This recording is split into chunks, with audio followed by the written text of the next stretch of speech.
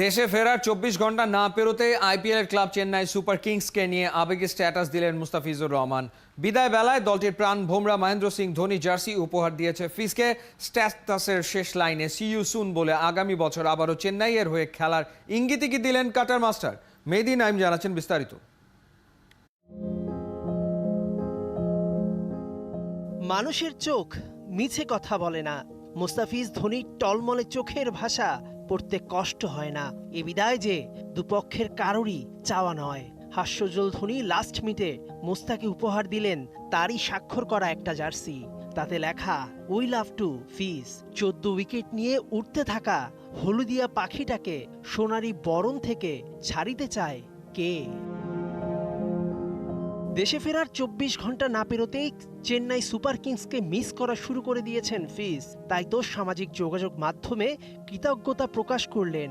মুস্তাফিজের উপর আস্থা রাখা, পরামর্শ দিয়ে আসল মুস্তাফিজকে বের করে আনা, সবকিছুর জন্য ক্যাপ্টেন কুলের উপর ভালোবাসা নিংড়ে দিলেন। স্ট্যাটাসের শেষেও প্লেইং উইথ ইউ সুন লিখে বাড়ালেন রহস্য।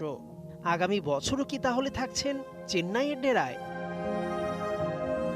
ধোনির মতো মুস্তাফিজও স্বল্পভাষী। ওদের কর্মই যে আওয়াজ করে, বাজনা তোলে ২২ গজ থেকে গ্যালারি বিশ্বজুড়ে। এবার আইপিএলে নিলামে মুস্তাফিজকে ভিত্তিমূল্য ২ কোটি রুপিতে কিনেছিল চেন্নাই।